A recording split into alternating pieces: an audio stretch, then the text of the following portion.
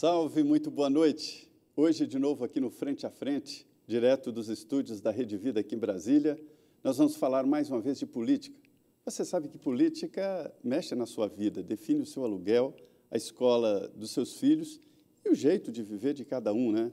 E aqui sempre tem muito assunto importante, muito.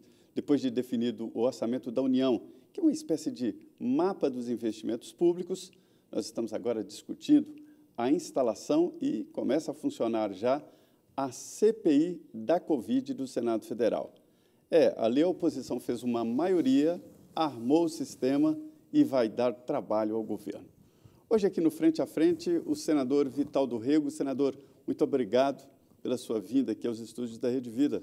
Maria, os meus cumprimentos a você, a Denise, a todo o público da Rede Vida, do programa Frente a Frente. Para mim é lisonjeiro poder participar, conversar um pouco sobre todo esse cenário no qual estamos envolvidos no dia a dia, como homens públicos, como agente ocupante de cargo eletivo e principalmente nesse cenário para todos nós extremamente delicado de 1 ano e 2 meses de uma pandemia que tem nos assolado e nos deixado enlutados permanentemente. Muito grato pela deferência. O senador Vital do Rego veneziano Vital do Rego, me lembro exatamente do seu irmão, é da Paraíba e Denise, uma forte liderança, né, que sobressai aqui na política nacional.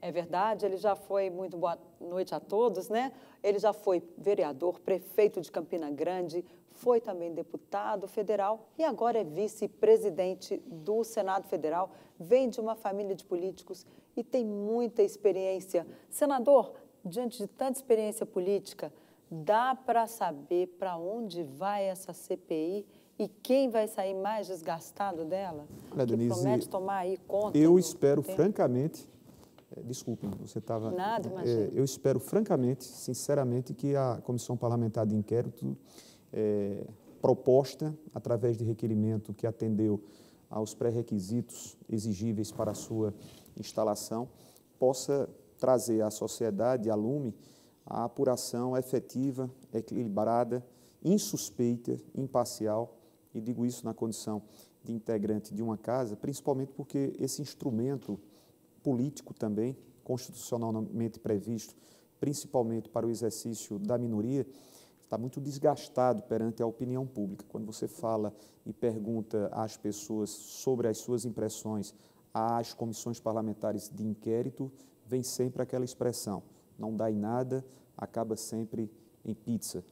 Existem fatos gravíssimos, fatos que precisam ser apurados, debruçados estará um corpo de senhores senadores competentes, né, abalizados, rodados, né, alguns destes que já tiveram passagem à frente de outras comissões parlamentares. O que nós aguardamos é exatamente isso, que nós não tornemos ou não tenhamos uma comissão para outros fins. Não deixa de ter aspectos e debates políticos, mas nós não podemos, porque a nossa expectativa, e aí eu falo como eleitor, como cidadão, você como cidadã, Zé Maria como cidadão e todos os demais, é saber se aquilo que está sendo apresentado, se de fato existem culpados, quais foram, como eles agiram. Então, é desta maneira que todos nós assistimos o início dessa comissão parlamentar com a expectativa melhor de que tenhamos ao seu final esse resultado e que o instrumento CPI possa voltar a ser valorizado. Você acha que o alvo é mesmo o presidente Jair Bolsonaro? Não, o alvo não é o presidente. O objeto, até porque no momento em que eu imaginar ou conceber ou me convencer de que o alvo seja eminentemente político, você já estaria desnaturando a própria CPI, o próprio instrumento CPI. Precisa, repito, ser valorizado e respeitado. Um a mais. Você pode ter no campo da justiça, ao lado do órgão ministerial, esse acompanhamento, mas também aqui, até em razão de vocês oferecerem, quando eu falo vocês, jornalistas, meios de comunicação, algo que geralmente nós não temos se uma investigação desse calibre é feita tão somente pelo Ministério Público. Vocês acompanharão dia a dia, vocês acompanharam ontem, quando... mas o raciocínio, senador, né? é de que o Ministério Público está meio calado, que o Ministério Público, ele investigou, ele começou a ir atrás dos estados, mas não fez nada em relação à União, né, em relação ao governo federal. Então, aí houve um desequilíbrio nessa apuração. E tem muita gente já dizendo que se o Ministério Público tivesse ido atrás da parte federal, não precisaria nem ter CPI. Eu não vou aqui, Como é que o senhor avalia? eu não vou colocar sob dúvidas, até porque poderia ser, de certa forma, leviano de minha parte.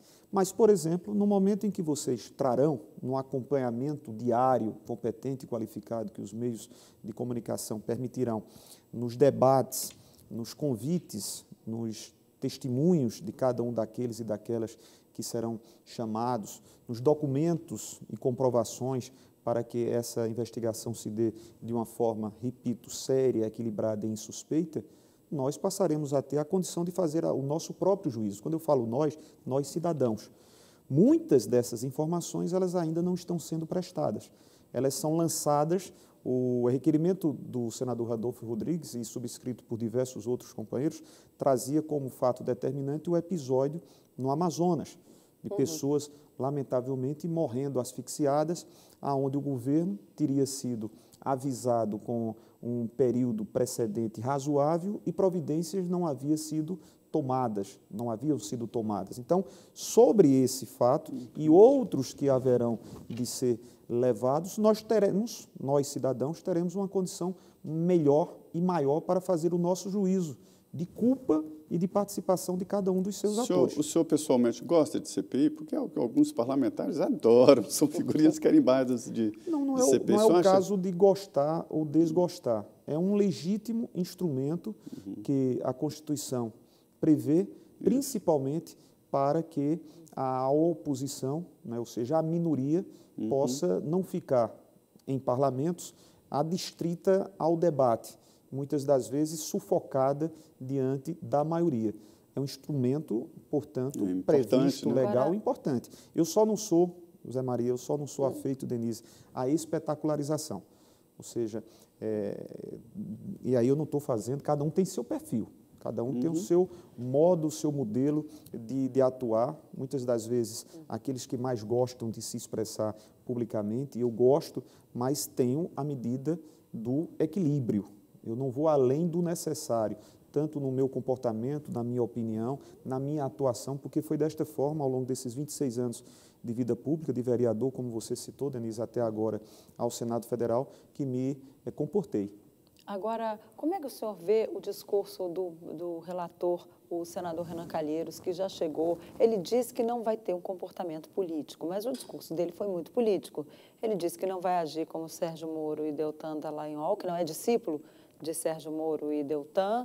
Falou ainda que militares na saúde, assim como médicos na frente de batalha, né? No caso, um médico comandando uma tropa, o resultado desse cenário é morte.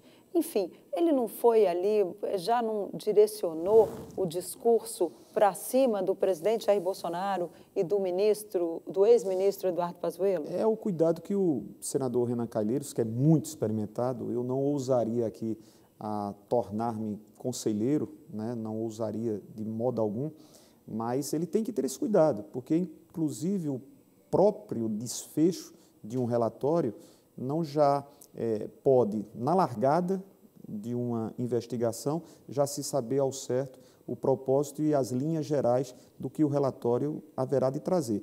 Em sendo assim, as pessoas bem o sabem. Não, para que acompanhar a CPI se nós já sabemos que não haveria, da parte dela, o condão de investigar insuspeitamente, né? Ou seja, de investigar de forma imparcial, de buscar os documentos, de trazer à baila aquilo que vai ser dito pelo ministro Mandetta, aquilo que deverá ser dito pelo ex-ministro Tais, aquilo que foi dito agora recentemente numa entrevista pelo secretário de Comunicação, que avisara, dito ele, Fábio Wallgarten, que dissera ao ministro Pazuello e trouxe-nos a informação de que as compras, as contratualizações, não houve da vacina da Pfizer entre agosto e setembro. Então, tudo isso precisa ser posto.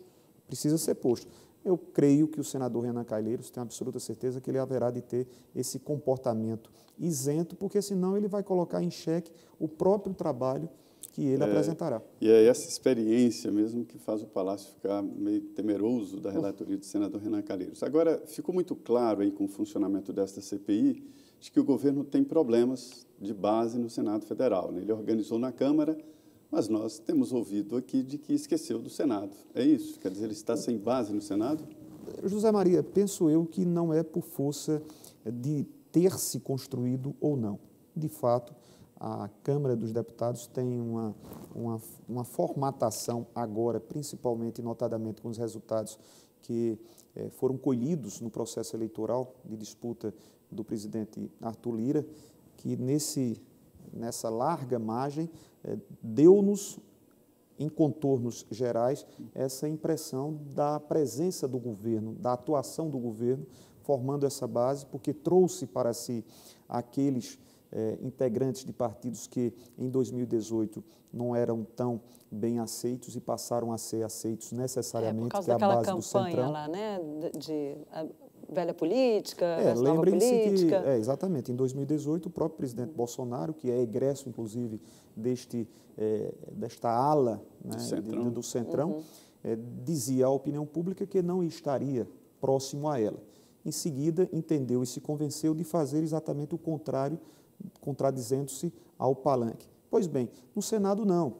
Não obstante termos tido a eleição do presidente Rodrigo Pacheco, que foi votado por integrantes da base de governo, mas ele teve uma candidatura com o apoio do presidente Davi Alcolumbre e que conseguiu votos, vou citar aqui, maximamente como exemplo, do PT. A bancada do PT resolveu apoiá-lo. E por quê? Porque o presidente Rodrigo Pacheco, e eu convivo com o presidente desde a Câmara dos Deputados, fomos eleitos exatamente em 2014, tem essa postura de equilíbrio, de conhecimento, ou seja, ele foi forjado no mundo jurídico e para a condução. Presidente da OAB lá em Minas? Foi presidente da OAB, conselheiro federal.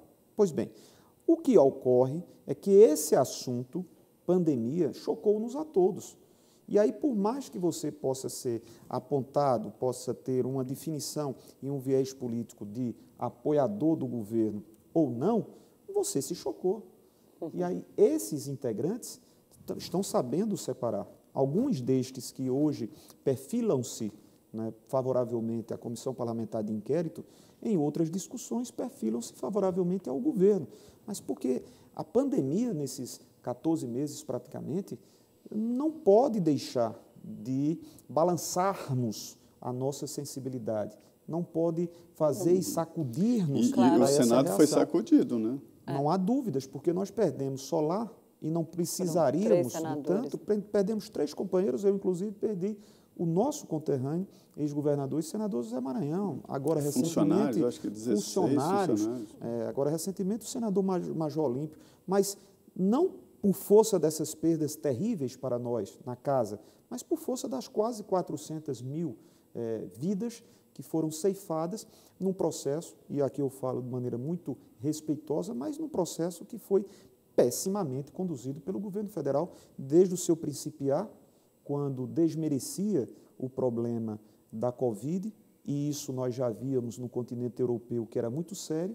O presidente, de forma muito infeliz, para não dizer de outra maneira, tratava como gripezinha, e aí foram se sucedendo fatos e mais fatos que terminaram por nos trazer a essa realidade tão complicada. O senhor acha que essa forma como o governo federal tratou a pandemia vai acabar afastando ainda mais os partidos do governo, podendo gerar um afastamento, inclusive, na eleição de 2022? Já notamos isso. Você observe que outrora, e quando eu falo outrora, eu não falo há um tempo longo, algumas posições de alguns partidos que alinhavam-se ao governo, quando chamados a falar opinativamente sobre cenários futuros, já colocam dúvidas, já colocam, como quase de sempre, ainda é cedo para que nós falemos.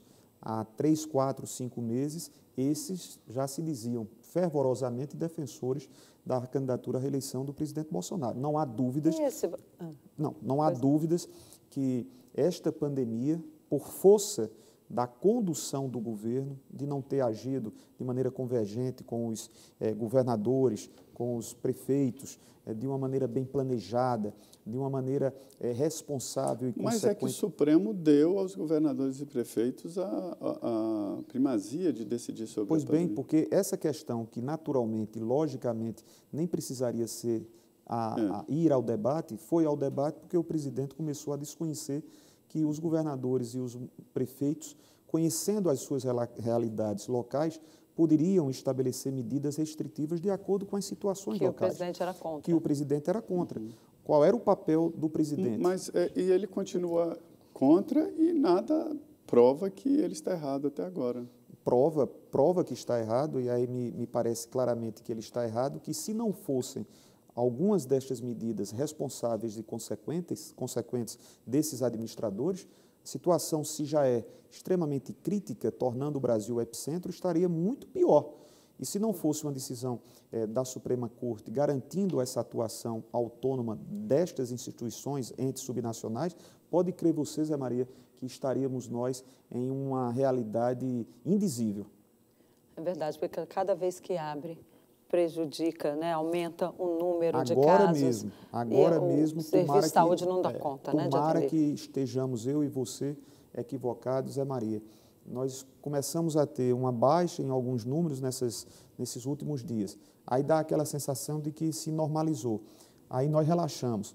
Aí voltamos a ter os contatos indevidos, o distanciamento social passa a não ser mais levado em conta, você já não passa a ter os cuidados de asseio, enfim, aqui há 30, 40 dias, sem a vacinação, porque nós estamos num percentual ainda muito tímido de 30 milhões de vacinados, não de imunizados, porque para a primeira dose, isso significa o quê? Significa que estamos com o campo aberto para a presença, contaminação e, lamentavelmente, ainda outras milhares de mortes. Bom, nós vamos para o nosso primeiro intervalo. Eu convido você a continuar aqui com a gente, que ainda tem muito assunto para ser tratado aqui no Frente a Frente. Voltamos em 2 minutos com o vice-presidente do Senado, o senador veneziano Vital do Rego.